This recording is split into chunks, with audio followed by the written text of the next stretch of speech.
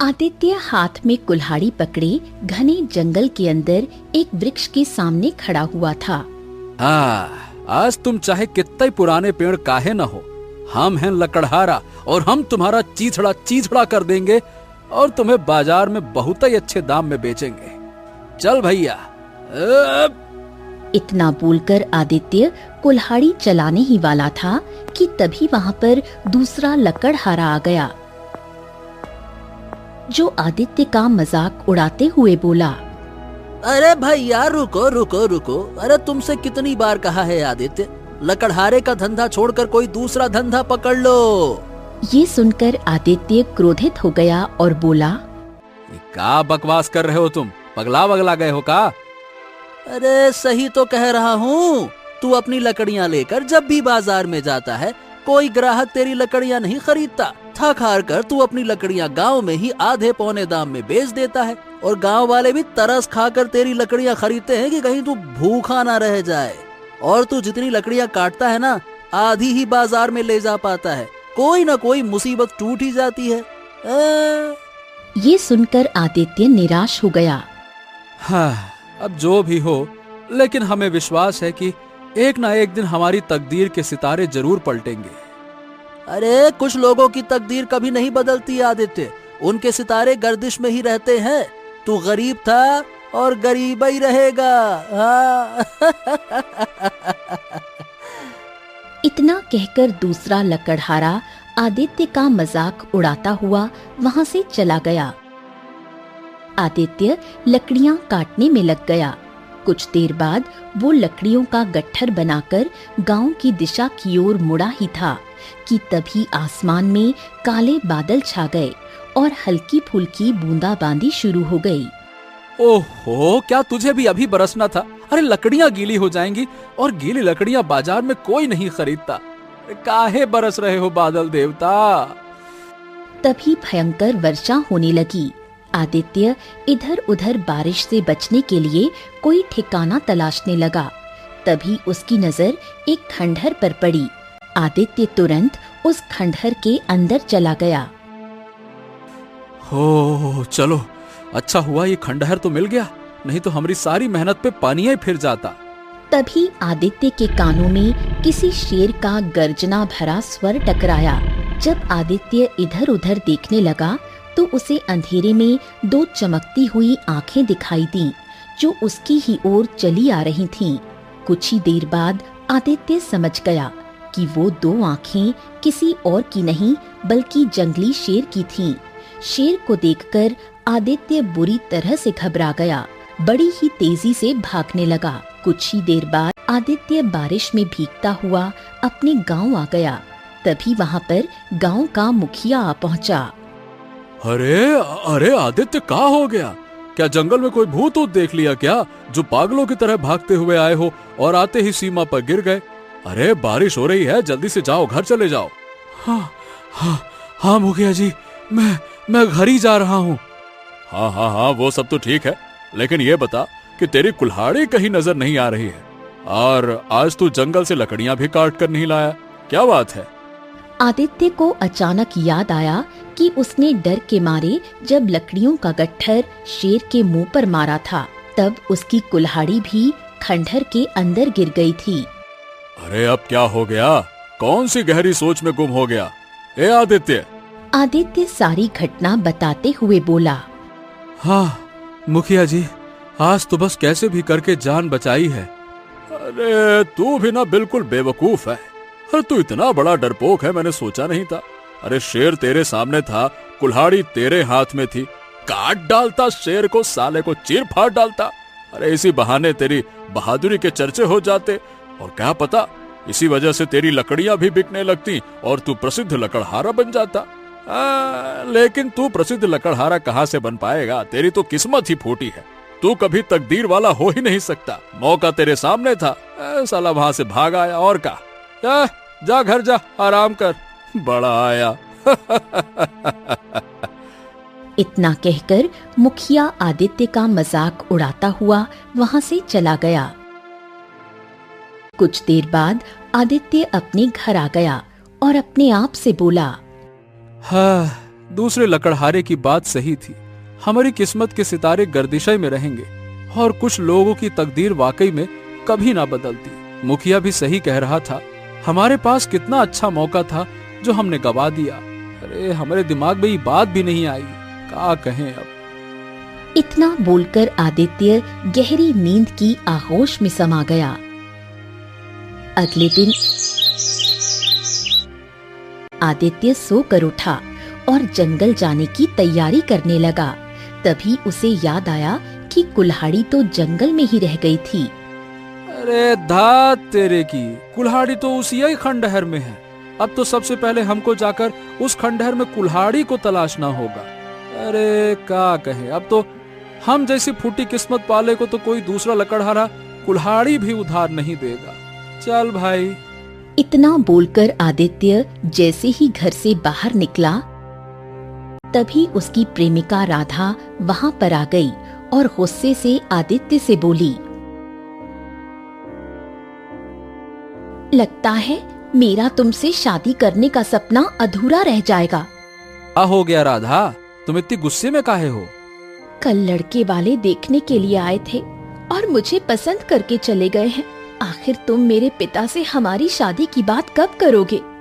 ये सुनकर आदित्य क्रोधित हो गया और राधा से बोला, अरे तुम तो ऐसे बोल रही हो जैसे तुम्हारे पिता कोई गैर गुजरे लकड़हारे हो। अरे तुम्हारे पिता गांव के जमींदार है, जमींदार। अगर उन्हें मेरे और तुम्हारे प्रेम की बात पता लग गई ना तो हमारी जान ले लेंगे। वो बात करती हो। ये तो तुम्हें मुझसे प्रेम करने से पहले सोचना चाहिए था। कान खोल कर सुन लो, मैं शादी करूंगी तो तुमसे ही करूंगी, नहीं तो मैं अपनी जान दे दूंगी। इतना कहकर राधा वहाँ से चली गई। आदित्य गहरी सोच में डूब गया और अपने आप से बोला, राधा जो बोलती है वो करके भी दिखाती है। कहीं ऐसा ना हो कि राधा वास्तव में अपनी जान दे दे, और अगर ऐसा हुआ तो वाकई में हम अपने आप को कभी माफ ना कर पाएंगे। लेकिन करें तो करें का, वो जमींदार के पास जाने से डर भी लगता है।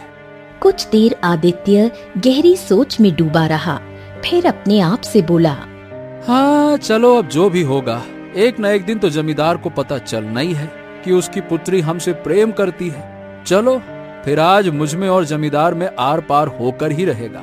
चलो देखते हैं। इतना कहकर आदित्य सीधा जमींदार की हवेली की ओर चला गया।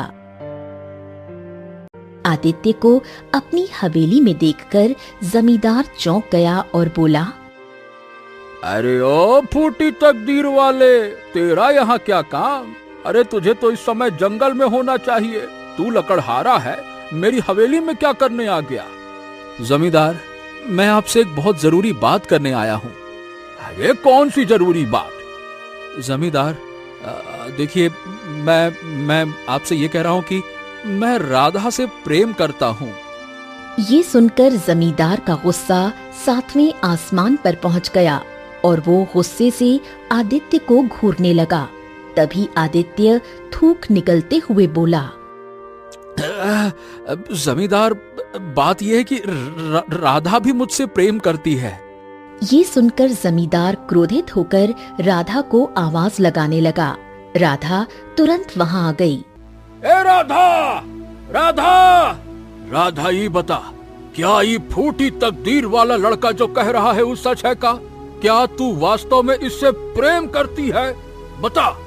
हाँ पिताजी, और मैं इसके बगैर जीवित नहीं रह सकती। ये सुनकर जमींदार अचानक से जोर जोर से हंसने लगा। जमींदार के हंसने पर राधा और आदित्य दोनों बुरी तरह से चौंक गए।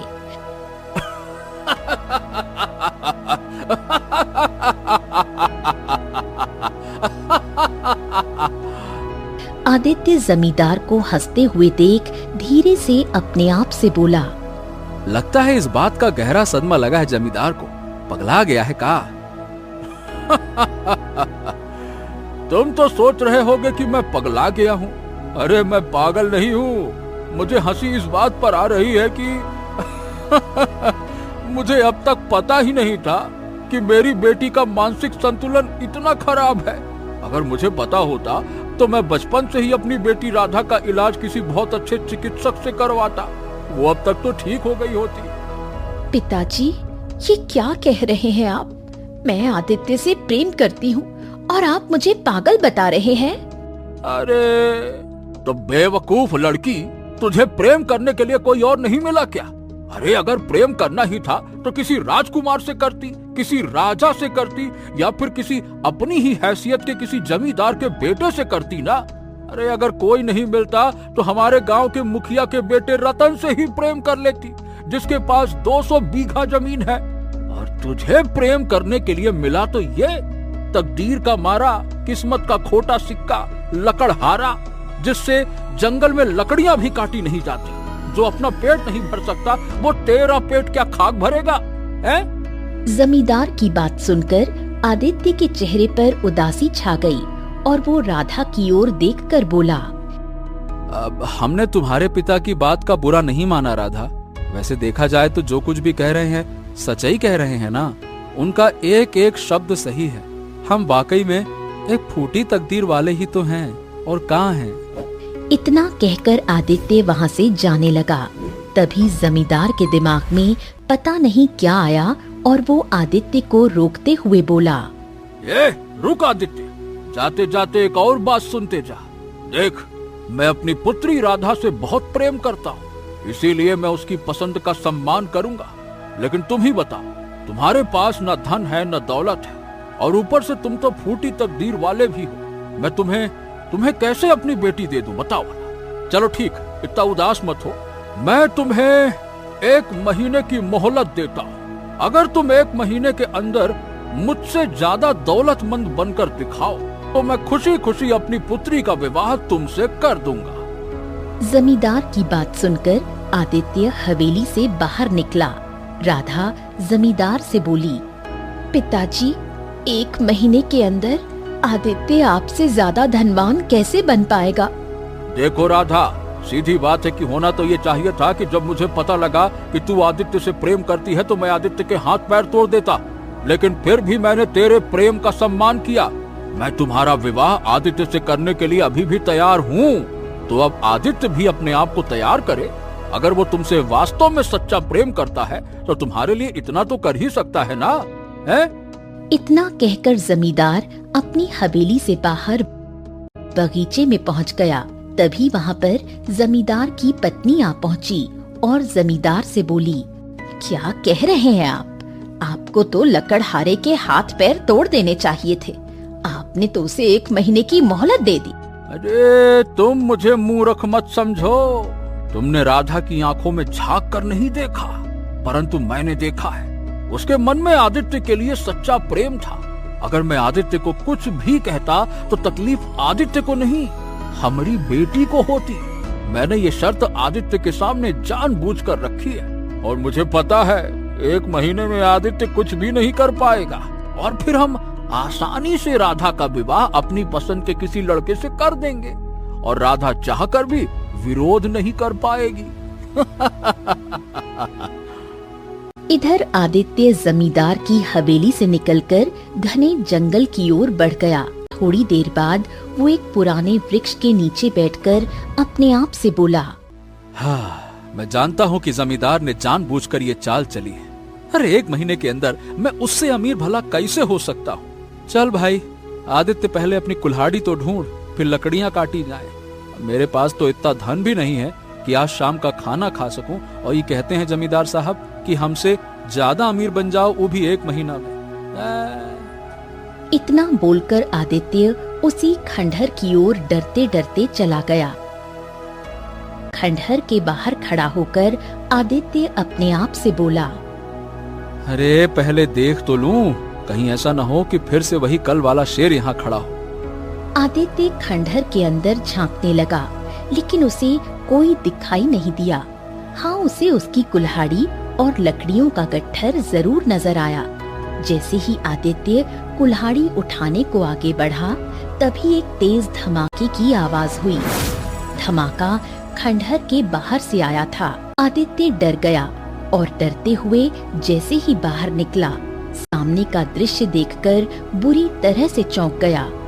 एक विचित्र किस्म का पक्षी जो पूरा सोने का था और रंग बिरंगी किरणों से चमक रहा था, जमीन पर पड़ा दर्द से करहा रहा था। आदित्य ने जब उस पक्षी को देखा, आदित्य उस पक्षी को देखकर हैरत से बोला, अरे बाप रे बाप, इतना विचित्र पक्षी तो हमने अपने जीवन में कभी ना देखा, और ये तो सोने का है। न जाने वो इस संसार का है भी या फिर नहीं। आदित्य ने देखा कि पक्षी के पैरों से खून बह रहा था। उसे उस पर तरस आ गया और वो दौड़ता हुआ पक्षी के पास गया और बोला, अरे रे रे रे रे रे रे, इसके पैर से तो खून बह रहा है। ओहो। आदित्य इधर उधर देखने लगा और झाड़ियों में से एक पत्ता तोड़कर उसे पीसकर पक्षी के जख्म पर लगाया। थोड़ी ही देर में पक्षी के पैरों से खून बहना बंद हो गया। अगले ही पल पक्षी ने अपने पंख फड़फड़ाए और उठकर बैठ गया। फिर वो इंसानी आवाज में आदित्य से बोला, हाँ, तुमने तो कमाल कर दिया। तुम्हें कैसे पता चला कि कौन सा पत्ता लगाने से जख्म ठीक हो सकता है? पक्षी के मुंह से इंसानी आवाज सुनकर आदित्य बुरी तरह डर गया। अरे अरे, मुझे देखकर डरो मत, मैं तुम्हें कोई नुकसान नहीं पहुंचाऊंगा। अरे नुकसान नहीं पहुंचाओगे? अरे पक्षी, तुम इंसानों की तरह बात कर रहे हो। न जाने तुम कौन हो? कहीं मैंने किसी राक्षस की मदद तो नहीं कर दी कि अभी रंग बिरंगी किरणों के साथ भेष बदलकर राक्षस बन जाओ, हैं? इतना कहकर आदित्य आकाश की ओर देखते हुए बोला, हे भगवान, कहीं हमने राक्षस की मदद तो नहीं कर दी और ये अब राक्षस में बदलकर हमको मार देगा। हे भगवान, हमको बचाओ, बचाओ। अरे अरे, बकवास बंद करो, मेरी बात ध्यान से सुनो। मुझे देखकर डरने की जरूरत नहीं है। तुम मुझे नहीं जानते। मैं एक ऐसा रहस्य जानता हूँ जो कोई नहीं जानता। देखो, मुझसे दोस्ती कर लो, तुम्हारी तकदीर के सितारे पलट जाएंगे। हाँ। पक्षी के आखिरी अल्फाज कानों में पड़ते ही आदित्य पक्षी से बोला, क्या बात कर रहे हो? वास्तव में हमारी तकदीर के सितारे तुमसे दोस्ती करने से बदल जाएंगे? हाँ हाँ, क्यों नहीं। मुझे अपने घर तो ले चलो पहले। देखो भाई, तुम सोने के बने हो। अगर मैं तुम्हें अपने गांव ले गया तो लोगों के मन में लालच आ जाएगा। अरे गांव के लालची लोग हमारे घर पे धावा बोल देंगे और हो सकता है कि मुझे तुमसे छीन कर ले जाएं और किसी राजा वाजा को इनाम में दे दें, भेंट में। हाँ। ओ, इसका मतलब तुम लालची नहीं हो। अरे मेरे दोस्त, अगर मैं लालची होता तो एक मामूली लकड़हारा ना होता ना फिर। तुम अपने आप को मामूली लकड़हारा मत कहो, विचित्र लकड़हारा कहो। तुमने एक सोने का पक्षी देखा, लेकिन तुम्हारे मन में लालच नहीं आया। तुमने उसकी मदद की और अब जब वो पक्षी तुमसे दोस्ती की बात कर रहा है तो तुम्हें डर लग रहा है कि कहीं कोई उसे नुकसान न पहुंचा दे। तुमने मुझे अपना दोस्त कहा है।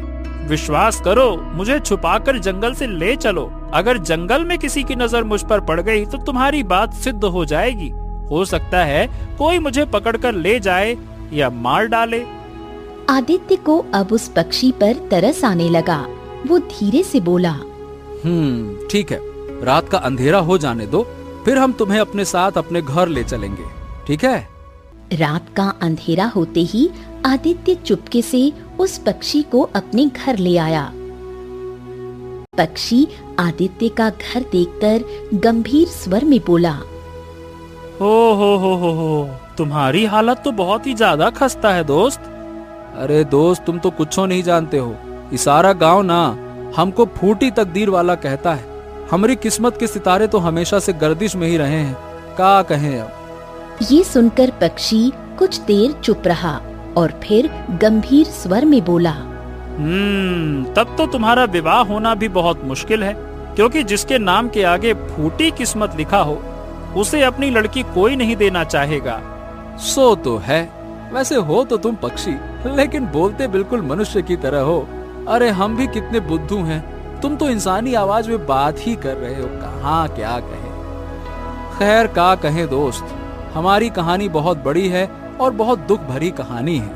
आदित्य उसे आज की सारी घटना बताते हुए बोला, और जमींदार ने शर्त रखी है कि 1 महीने के भीतर मुझे उससे अधिक धनवान बनना होगा। अब बताओ भला तुम्ही कि मैं 1 महीने में उस जमींदार से भी ज्यादा धनवान भला कैसे बन सकता हूँ। उसने ना बड़ी चालाकी से चाल चली है। ऐसी चाल चली है कि सांप भी मर जाए और लाठी भी ना टूटे। सही कह रहे हो जमींदार, बहुत ही ज्यादा चतुर है। वो दोनों काफी देर तक बातें करते रहे, लेकिन उन्हें पता नहीं था कि जमींदार उधर से गुजरता हुआ आ रहा था। आदित्य को किसी से बात करता देख वो चौंक गया और दरवाजे के पास रुककर स्वयं से बोला, अरे इतनी रात को आदित्य ये ससुरा बातें किससे कर रहा है? जहाँ तक मैं जानता हूँ आदित्य की तो गांव में किसी से दोस्ती भी ना है। हाँ, मैं भी कितना मूर्ख हूँ, उससे भला दोस्ती करेगा कौन? फूटी तकदीर वाले से दोस्ती कौन ही करेगा। इतना कहकर जमींदार ने तुरंत दरवाजा खोल दिया। उसने देखा कि एक सोने का विचित्र पक्षी आदित्य से बात कर रहा था। ये देख वो डर गया। बाप रे आदित्य, मैं कहाँ देख रहा हूँ? एक विचित्र पक्षी जो सोने का है और तुमसे इंसानी आवाज में बातें कर रहा है। अरे बाहर निकालो इसको, ये राक्षस हो सकता है। अरे बाहर निकालो इसको जल्दी से। जमींदार जी, इस बारे में किसी को मत बताना। देखो ये हमारा मित्र है और ये किसी को नुकसान नहीं पहुंचाएगा। और हाँ, ये कोई राक्षस नहीं है, यही हमारी तकदीर बदलने वाला है। ओ समझा, तो तूने जल्दी अमीर बनने के लिए किसी काली शक्ति का सहारा लिया है। उसी काली शक्ति के जरिए तू मुझे रास्ते से हटाना चाहता है, या फिर तूने किसी सिद्धि के जरिए इस पक्षी को बांध लिया है, जिसे बेचकर तू मुझसे अधिक धनवान बन जाएगा और मेरी बेटी से विवाह कर लेगा। लेकिन कान खोलकर सुन ले आदित्य, मैं तुझे किसी भी चाल में सफल नहीं होने दूंगा। इतना कहकर जमींदार पक्षी की ओर झपट पड़ा। पक्षी तुरंत आदित्य के कंधे पर बैठ गया। चलो मेरे साथ। लेकिन कहाँ? तुम्हारी किस्मत के सितारे बदलने वाले हैं। सबसे पहले जंगल चलो, उसके बाद मैं तुम्हें आगे का रास्ता बताऊंगा कि तुम्हें कहाँ जाना है। मुझ पर विश्वास करो, चलो। आदित्य तुरंत पक्षी को लेकर भागने लगा। जमींदार भी उसके पीछे दौड़ा, लेकिन आदित्य की रफ्तार जमींदार से कहीं तेज थी। कुछ ही देर में आदित्य रात के अंधेरे में जंगल की गहराइयों में निकल गया और एक तालाब के किनारे हांफता हुआ बैठ गया। अरे बाप रे, इतना तेज तो हम कभी ना भागे। जब खंडहर में हमारे सामने शेर आया था तब भी नहीं। और ऐसा क्यों? अरे जब शेर हमारे सामने आया तो केवल मेरी जान को खतरा था, लेकिन आज जमींदार जिस क्रोध में तुम पर झपट्टा मारा, मुझे तो लगा कहीं वो तुम्हारी गर्दन ही ना मरोड़ दे। तुम्हारी वजह से मैं इतना तेज भागा हूँ। तुम्हारा भागना व्यर्थ नहीं जाएगा। अरे अब बताओ, मेरी तकदीर कैसे बदल सकती है मुद्दे की बात। हाँ तो सुनो, यहाँ से कुछ दूर पे एक गुफा है जो हमेशा बंद रहती है। वो एक जादुई गुफा है।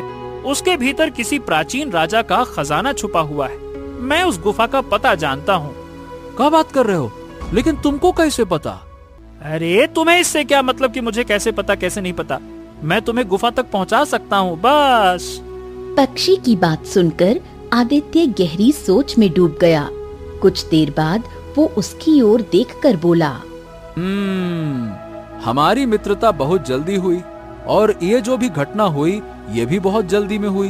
मैं तो तुमसे ये पूछना भूल ही गया कि तुम आए कहाँ से हो और तुम इंसानी आवाज में बात कैसे कर सकते हो, बताओ। ये सुनकर पक्षी उदास हो गया और बोला, ओहो, बस यही तो मैं चाहकर तुमको बता नहीं सकता। समझ लो कि मुझ पर एक तरह का श्राप है। अगर मैं अपनी सच्चाई बताऊंगा ना तो मैं जलकर राख हो जाऊंगा।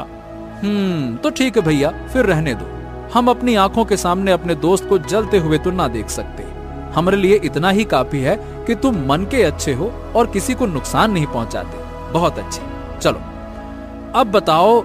एक तरफ तुम कह रहे हो कि उस गुफा के अंदर एक बेशकीमती खजाना है और दूसरी तरफ तुम ये भी कह रहे हो कि गुफा बंद है और जादुई भी है। तो भैया फिर हम उस खजाने तक पहुँचे कैसे, ये भी तो बताओ। अरे जो भी मनुष्य उस गुफा के पास जाता है और उसे खोलना चाहता है तो वो गुफा उसे बहुत ही कठिन सवाल पूछती है। अगर उसने सही उत्तर दे दिया तो गुफा खुल जाती है, अगर नहीं दिया तो गुफा नहीं खुलती। लेकिन तुम चिंता मत करो, मैं उस गुफा के सभी सवालों के उत्तर जानता हूँ। अगर तुम उत्तर नहीं दे पाए तो मैं तुम्हारी मदद कर दूंगा। हाँ। ठीक है दोस्त, कुछ न करने से बेहतर है कि कुछ करके ही देखा जाए। क्या पता हमारी तकदीर के सितारे वास्तव में पलट जाएं। चलो। तो चलो, ठीक है, मेरे पीछे पीछे आ जाओ। चलो चलो चलो, आ जाओ आ जाओ आ जाओ। इतना कहकर पक्षी उड़ने लगा और आदित्य उसके पीछे पीछे चलने लगा। कुछ घंटों के बाद सोने का पक्षी आदित्य को एक गुफा के निकट ले गया जिसका द्वार बंद था। आदित्य, इस गुफा के द्वार को अपने हाथ से स्पर्श करो। जैसे ही आदित्य ने द्वार को छुआ, भीतर से एक गूंजती हुई आवाज आई। इस गुफा का द्वार तभी खुलेगा जब तुम मेरे 2 प्रश्नों के सही उत्तर दोगे। हाँ, हम तैयार हैं, पूछो। गुफा ने पहला प्रश्न किया।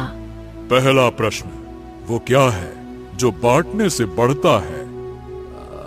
प्रेम। दूसरा प्रश्न गूंजा। दूसरा प्रश्न, वो कौन सी दौलत है जो ना किसी राजा के पास होती है, ना किसी लुटेरे के पास जा सकती है, फिर भी सब चाहते हैं? सच्ची मित्रता।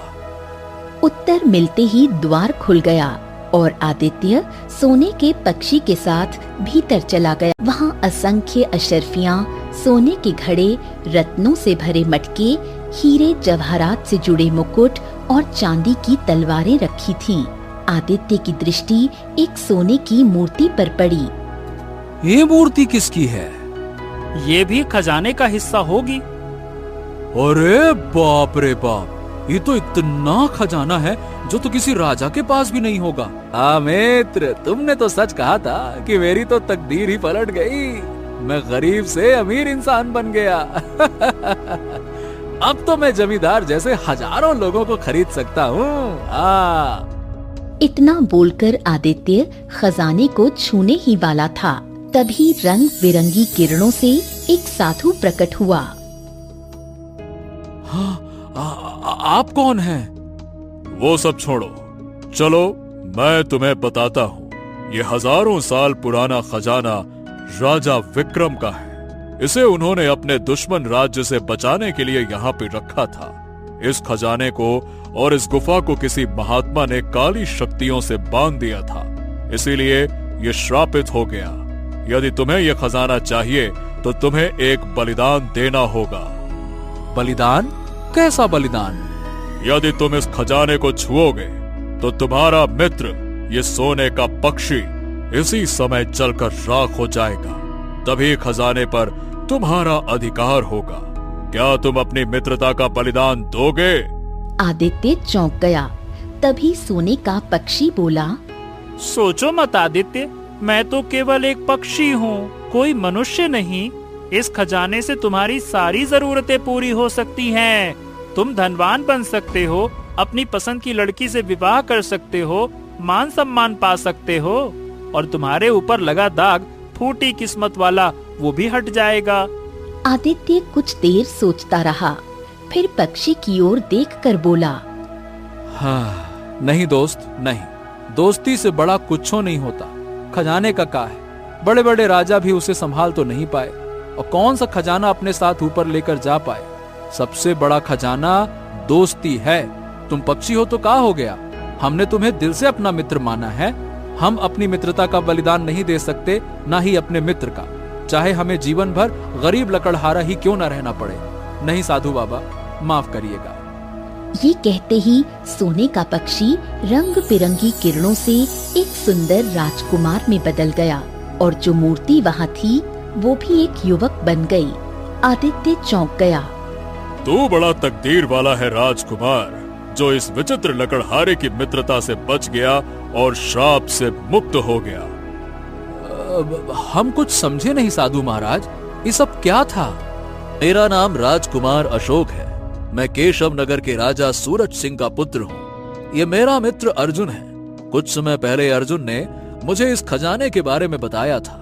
वो चाहता था कि इस खजाने से प्रजा की भलाई हो, परंतु मैं लालच में आ गया। अर्जुन ने द्वार के प्रश्नों का उत्तर दिया और हम यहाँ तक आ गए। जब खजाने को छूने की बारी आई तो खजाने से आवाज आई कि खजाना पाने के लिए मित्र का बलिदान देना होगा।